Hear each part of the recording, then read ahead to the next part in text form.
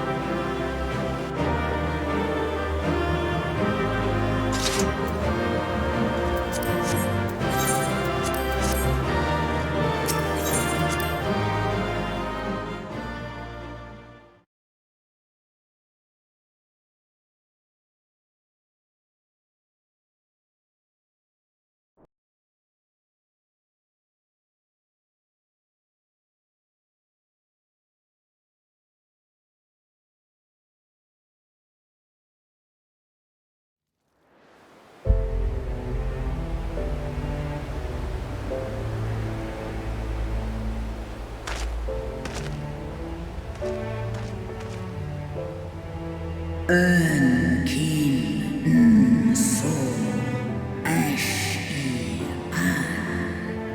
Esk Snodo in Aisto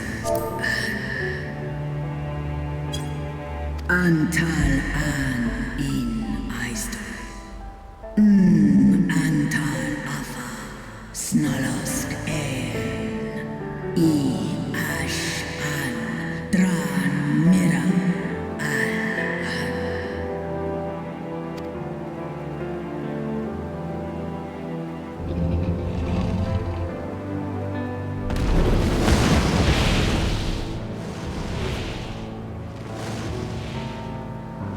Noble warriors, the dragons chose their friends well.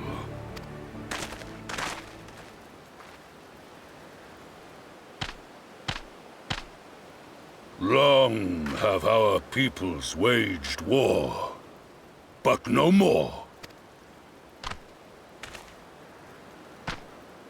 Your fallen lie beside our own. By our words and deeds shall we honor their sacrifice.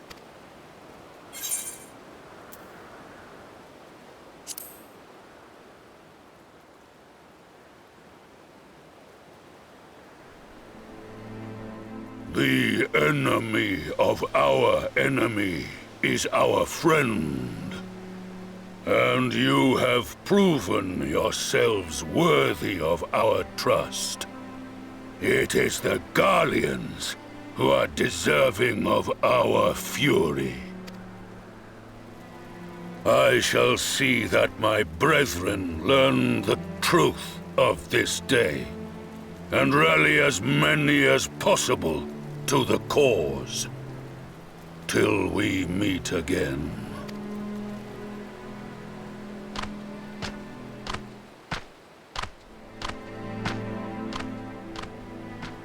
And thus did we make allies of the Amalja.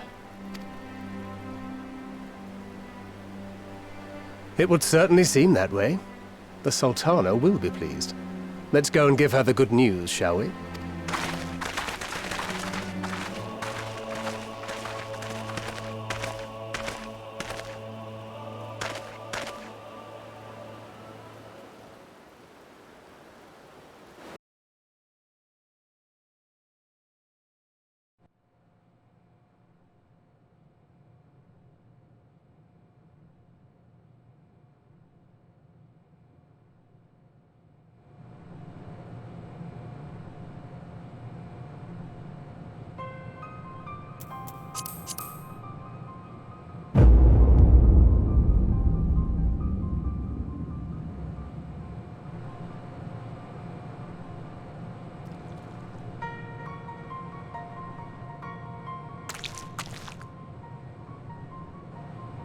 What in Ralga's name happened here?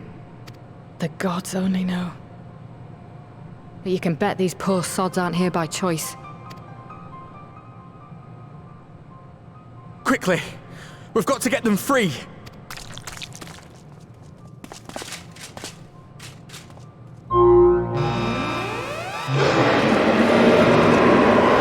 Get back!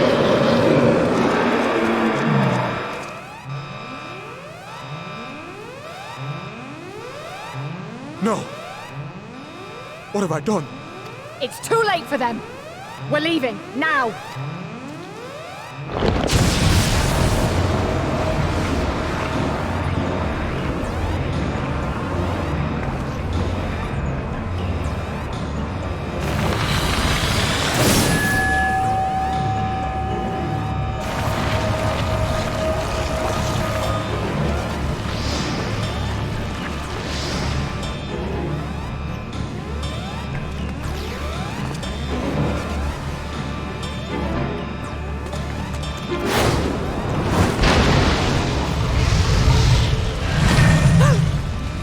No! No! Don't you dare! We came together and we're leaving together!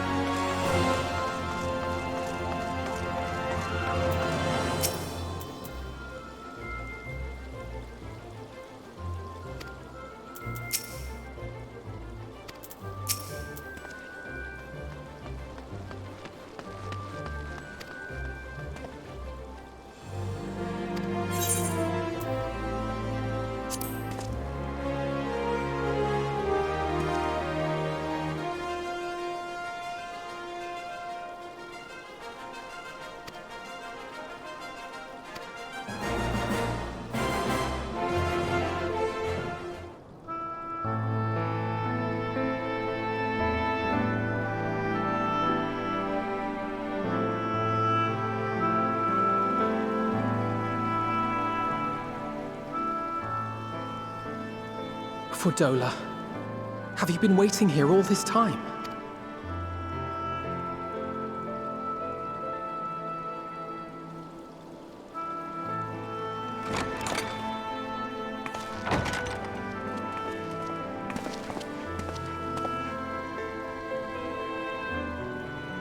We have done what we can.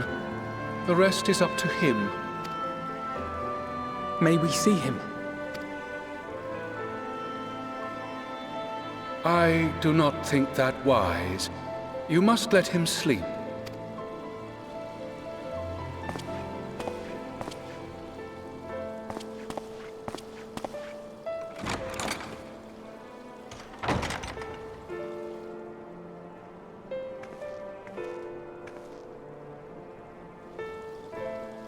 Thank you for bringing him back.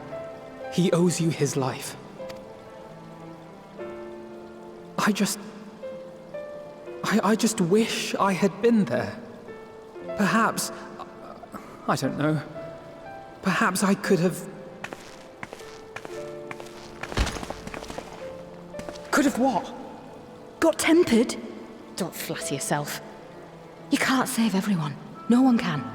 Not even the warrior of bloody light. People die all the time, for no good reason. And those who take up the sword die quicker than most. If you're going to shed a tear every time a soldier falls on the battlefield, you'd best stay away. It's no place for the weak of heart. It may be that victory cannot be won without cost. But all life is precious, and I refuse to shrug at its loss.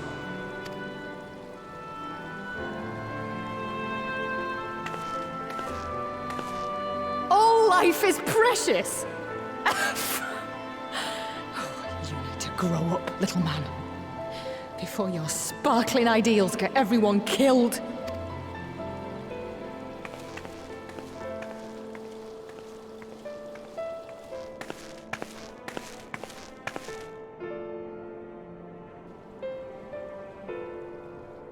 You're right. He is idealistic. But the world has more than its fair share of realists, like you and me. It's people like him who dare to dream that things could be better, and make it happen against all the odds. They are the ones whose names live on forever. The heroes. The battlefield's littered with would-be heroes. At this rate, you'll lot'll be next. And what'll become of your precious dreams then? They'll be gone. Like dust on the wind.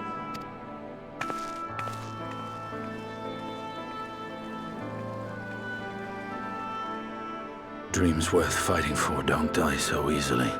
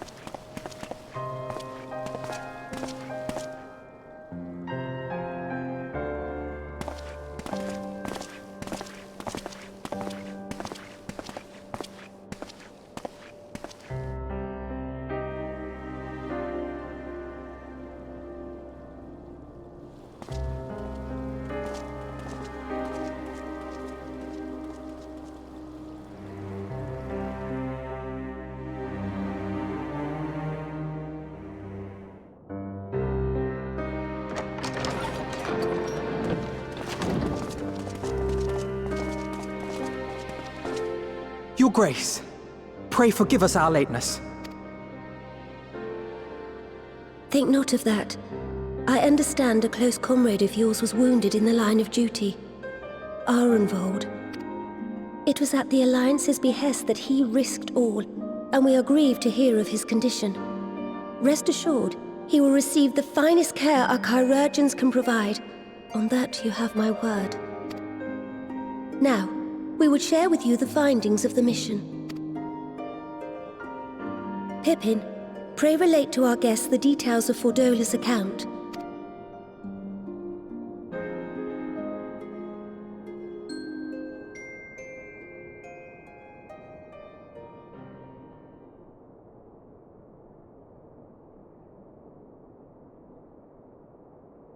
First Bahamut, now Ifrit. Or Lunar Ifrit, as Fan Daniel would doubtless have it. 'tis now all but certain that the towers were conceived to facilitate the summoning of primals by those imprisoned within. Less certain is the means by which the Telophoroi constrain the wills of said entities to enact their designs in defiance of the pleas of their victims. Mayhap they do not. If mere proximity to the towers is enough to make loyal servants of the Empire's mortal enemies, it stands to reason that the same is true for those held captive. They invoke their gods for the good of Garlemald, and in their disturbed state of mind, summon a primal whose form reflects their own alteration. It all begins to make sense. Upon closer inspection, I realized that the towers bear a striking resemblance to a much larger structure which Urianger and I observed from afar during our visit to the Imperial capital. Assuming it too is capable of tempering those in its immediate vicinity, it would go some way to explain the swiftness with which the Telophoroi managed to rally so many Imperials to their cause. While the situation in Garlemald is indeed troubling, I fear we have more immediate concerns. Ifrit was not the only primal summoned.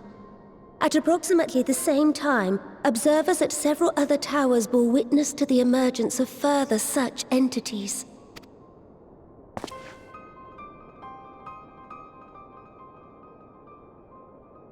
For a blessing, none appear to wield aught approaching the destructive power of Bahamut, and the Grand Companies are moving to deal with the threat even as we speak.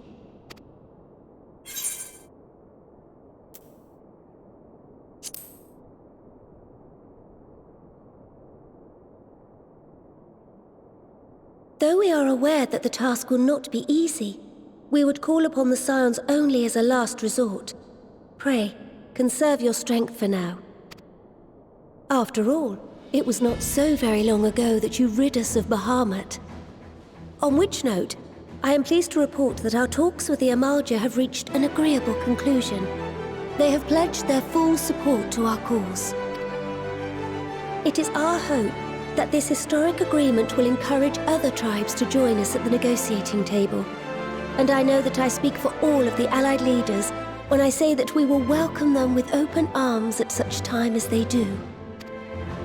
Of course, this was only made possible by the feats of heroism performed at Paglfan. Moreover, we shall not allow the sacrifices of those fallen in battle to have been made in vain.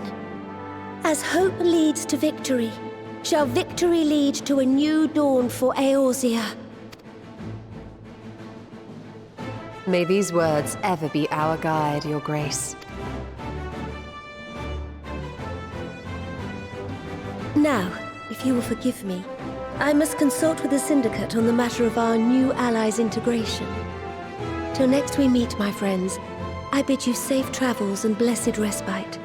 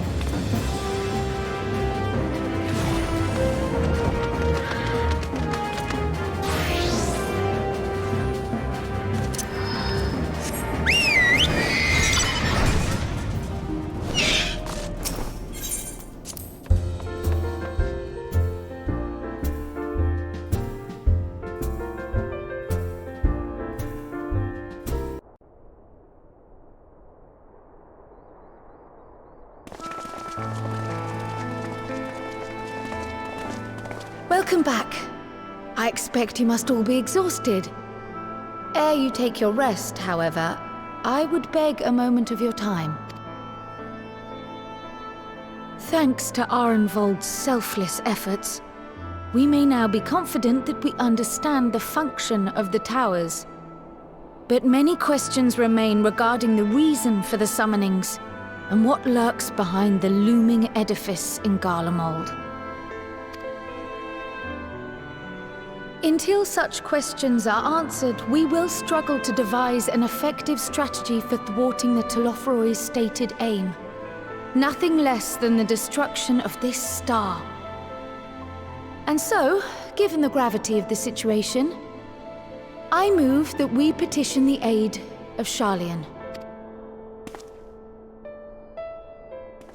'Tis possible the ancient knowledge preserved within our archives may hide a clue to our enemy's methods. But given Sharlayan's established policy of non-intervention, our former colleagues are not like to aid us in its discovery. Oh, I well remember what they're like. The Forum's barefaced refusal to assist you in the days prior to the calamity must rank as Sharlayan's most shameful act since the Exodus. But were the final days to be reenacted, it would spell doom for us all. Surely even they cannot turn a blind eye to that. I trust we are all of the same mind on this matter.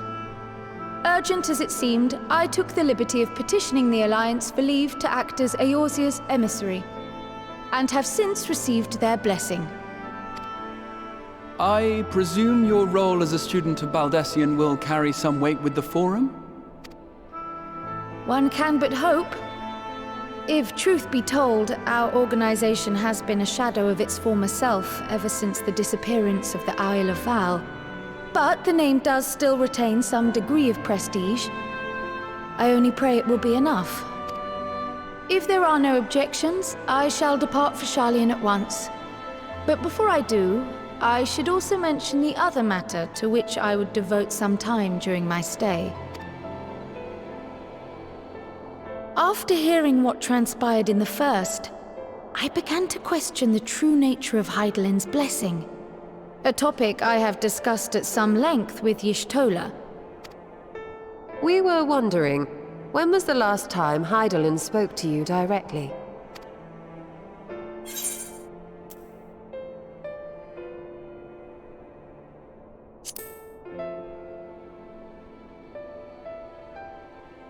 When you regained her blessing, was it not? But never since. Not in all your time in the First, when you faced the Unsundered, the very heart of Zodiark.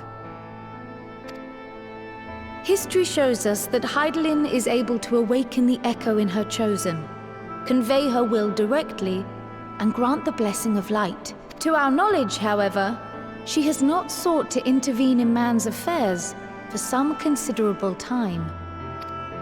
Might not the explanation for that lie with her choice of champion? Mayhap she is content to trust in his judgment. Mayhap she is. But following my initial discussion with Krile, I made inquiries of my own. And as far as I'm able to tell, Hydaelyn has not made her will known to anyone. During my time in the First, the Oracle of Light spoke to me through Reen. But that was not the will of Hydaelyn. It was Minfilia herself. Indeed. And while she and Hydaelyn were inextricably linked, Minfilia yet acted of her own volition. A messenger, yes, but one who spoke with her own voice.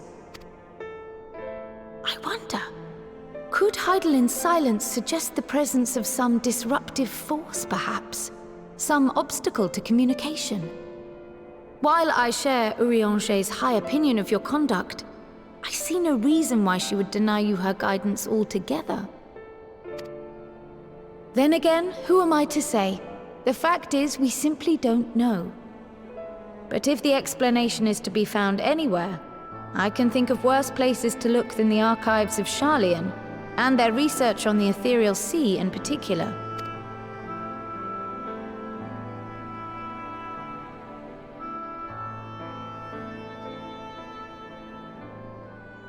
Resolved though I am to go, believe me when I say that I take no pleasure in the thought of leaving you a member short. Now, of all times. Estinian, we stand on the eve of a struggle that will decide the fate of this star. One in which we Scions may play a telling part, yet we are but few in number. And so I must ask you again. Will you join us?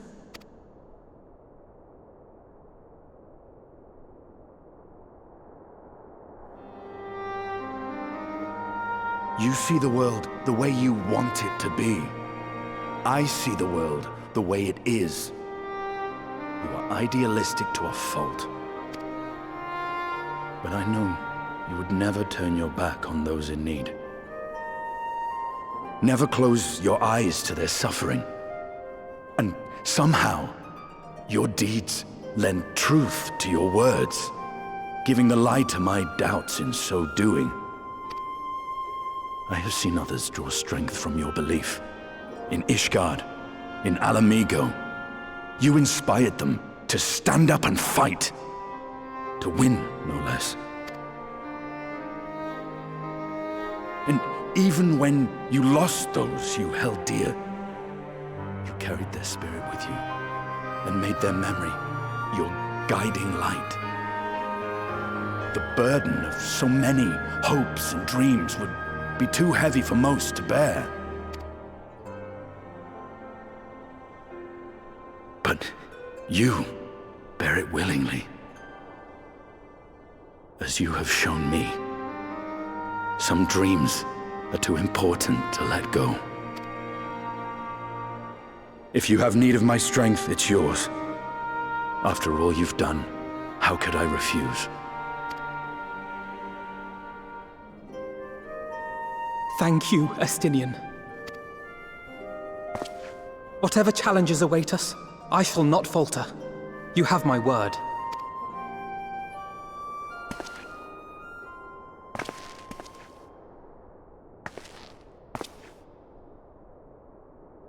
And now, I may bid you farewell.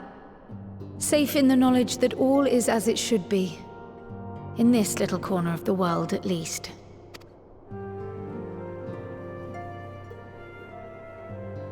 You will be sorely missed. Tread warily in Sharlayan, and do try not to let the Forum embroil you in their politics. A forlorn hope, I know, given the individuals involved. I shall do my very best. Farewell.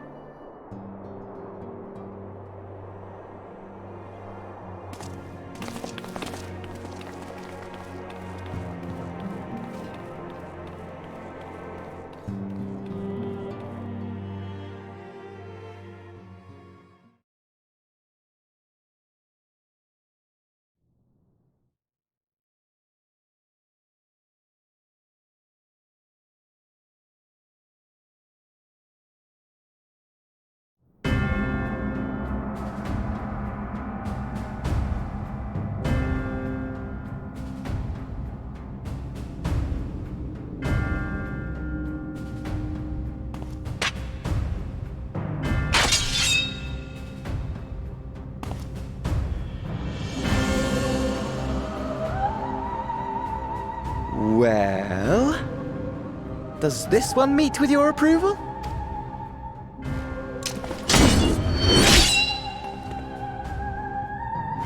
Apparently not. Or could it be that you're still upset about the dragons? You are unwise to remind me of so costly a failure.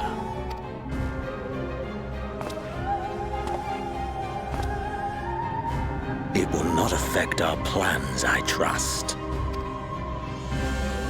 Oh, hardly at all. Though, admittedly, the chances of us being able to procure any more Mericidian dragons are rather slimmer following Tiamat's reappearance.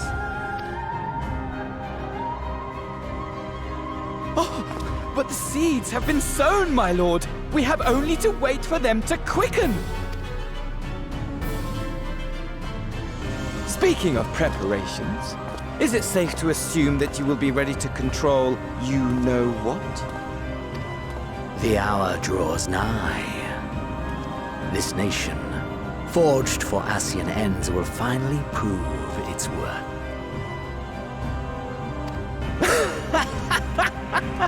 A mighty empire, now no more than an instrument of this star's destruction. What a pleasure it will be to put it to use. Which brings me back to our earlier topic. My lord, while I appreciate that it is not an easy decision, it really is past time you chose your weapon. There is one that I have been meaning to test.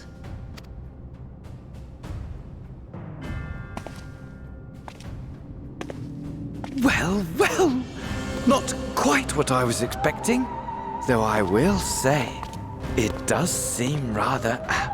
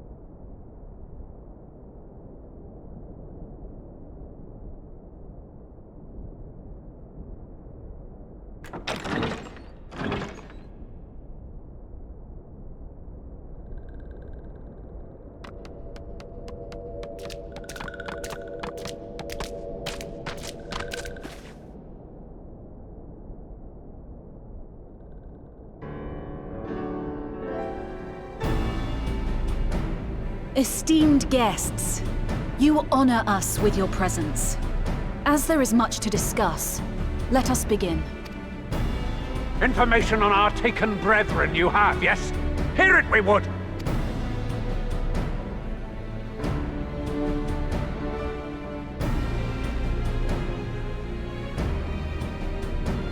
Ah! Beyond forgiveness these featherless ones are! With rivers of blood shall they pay! Freed our people must be! We too would see your kin liberated. But ere we attempt their rescue, we must first find a means to negate the risk of tempering. Without that, we will be unable even to approach the towers, let alone contend with their defenders. If all else fails, I've always found cannonballs quite effective. And what of the prisoners? Would you see them slaughtered? Think for a moment. Ponder, consider, think. If Merlwyb truly intended to bombard the towers, she would have done so by now. Remember, we came here to find a solution together, did we not? Y'Stola spoke of defenders. I but offered a means to clear a path, should you require it. Given the enemy's capabilities, we will all need to play our part if we are to have any chance of success. For if any here should give less than their best, it will be to the cost of every living being on this star. A paragon, the Empire, our very gods. How can we hope to prevail against such odds?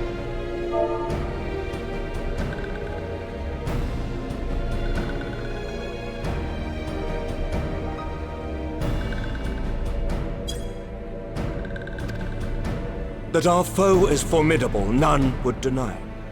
But our strengths are many and varied. In this chamber, I see masters of strategy, masters of magic, masters of the land, the air, and the sea. And together, there is nothing in creation we cannot overcome.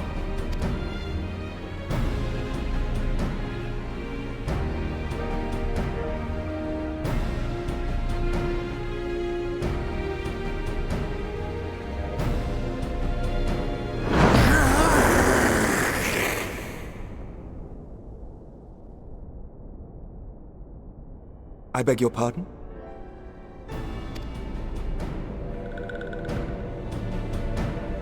What is it, Soulwalker? Do not express your passion thus. A little quickly without gills, perhaps? Suffice it to say, I am proud to be counted amongst Eorzea's finest. We Sahagin will play our part. We kobolds have not forgotten the crimes the Overdwellers committed against us in the past. But today we look to the future, as allies united in purpose.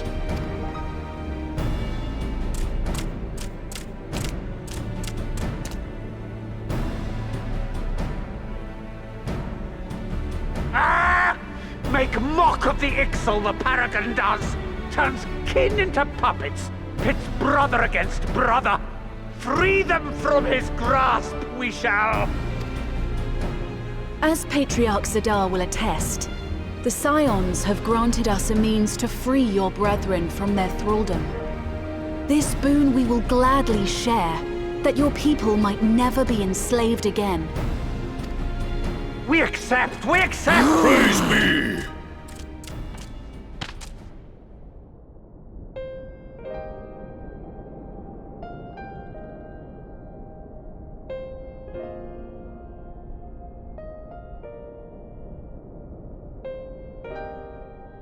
It's taken a while, but I do believe we might be one step closer to a world without primals. Would that Minfilia were here to see it. We still have a long way to go, and we're going to need a lot more Porksies. But we're moving in the right direction.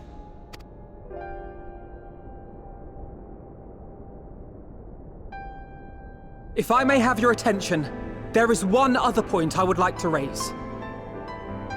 As we can all agree, freeing those held captive must take precedence over every other concern.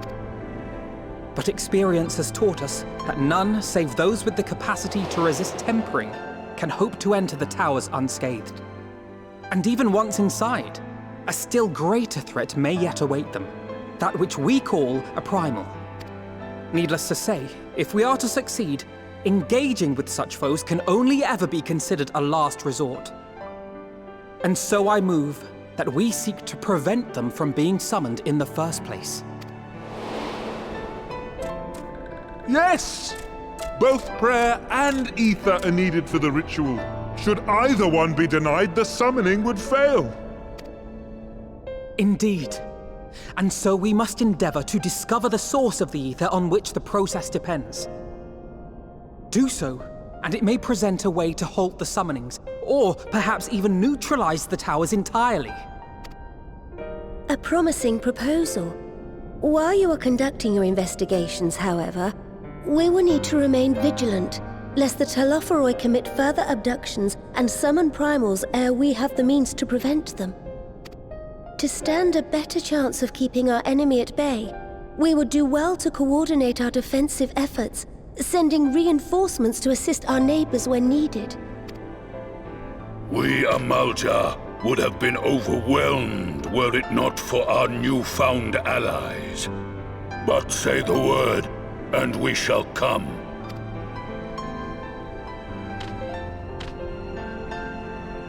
I see we are all in accord. But what are we to call this proud fellowship of ours? I submit that the honor of naming it should go to the scion whose brave efforts have done so much to unite Eorzea. What say you, my friend?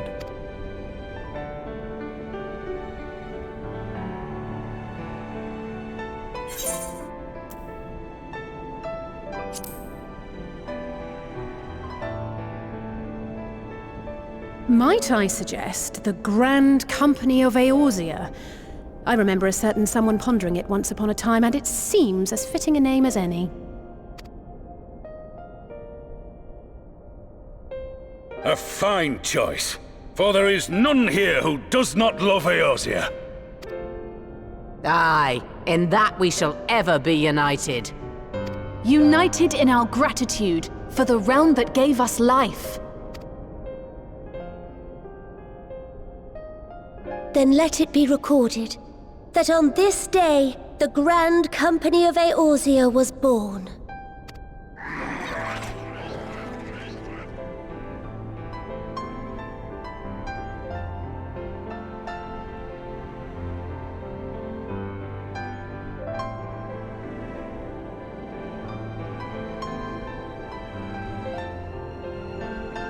How long have we dreamed of this moment? And now that it's here, Oh, forgive me. Might we speak outside?